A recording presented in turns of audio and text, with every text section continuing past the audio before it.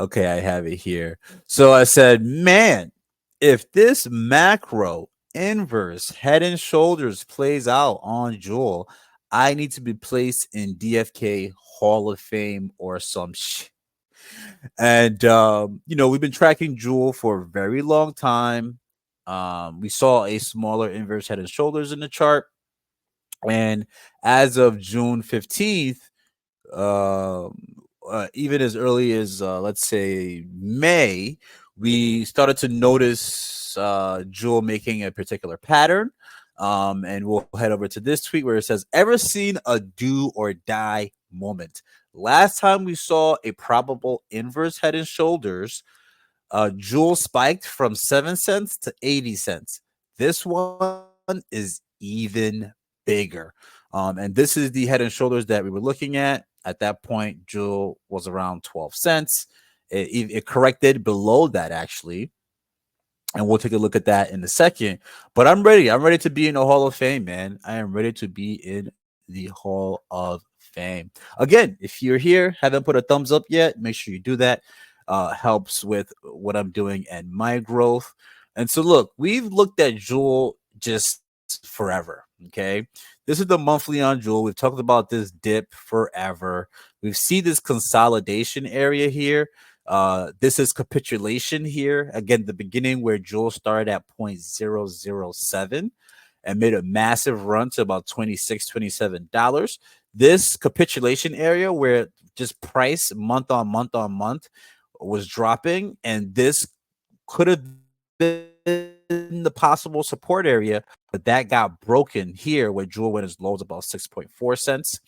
And an inverse head and shoulder pattern is what we see forming here.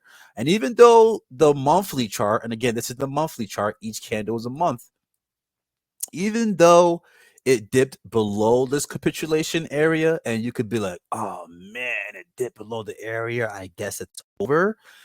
You need to allow the larger time frames to come into pattern, right? Because you'll get the market being scared off of certain moves, but where does the monthly candle close out? And over here, the 2 monthly candle closed out on top of this area at around 11 cents, and you've seen a impulse into what we call here the bull market support zone. That is this green box here. And I'm just gonna shrink this RSI box here just a wee bit. I'm going to shrink these just a wee bit so we can have more to work with here. Right? Close above, boom, escaped. Other monthly candles did not close below this line. They may have went below it, but they came back up.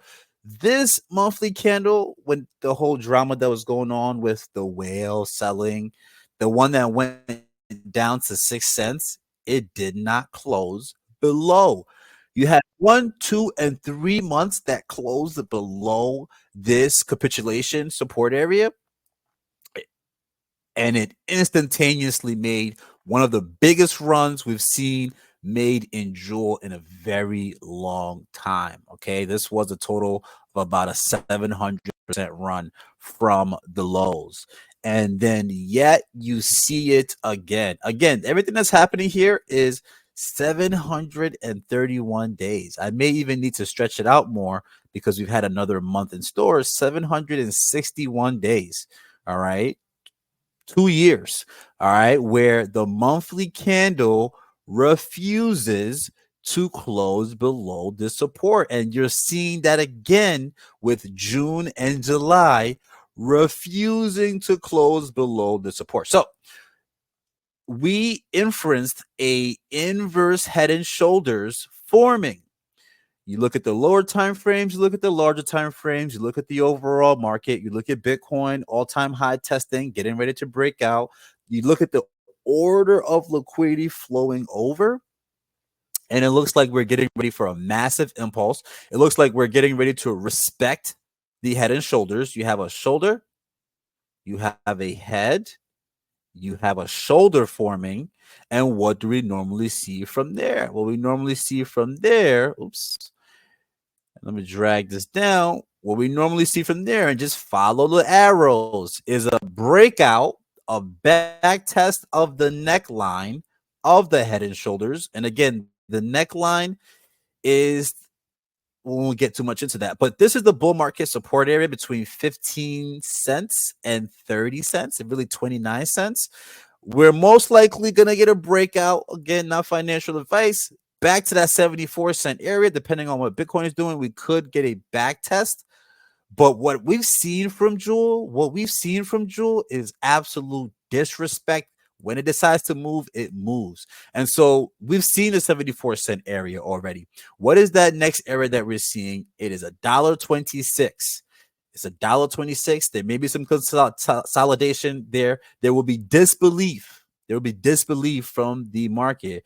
And it and we're off to the races. After we finish out whatever's going on here between 74 and 126, we are off to the races to $5.58 because there is nothing.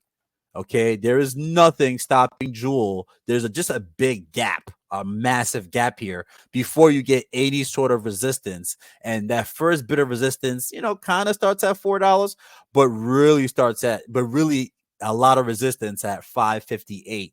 So when we talk about being bullish in the market but preparing for the bearishness, as prices move up and individuals get very euphoric on DeFi Kingdoms, very euphoric on Jewel, I will be looking to start planning to sell once we leave this 125 region. The planning to sell will begin, and around this $5 region, going to be selling 100%, whether it's 2%, 3%, 4%, 10%, 15%, 20%, 30%, 50%. That will be determined by the markets, how things are moving.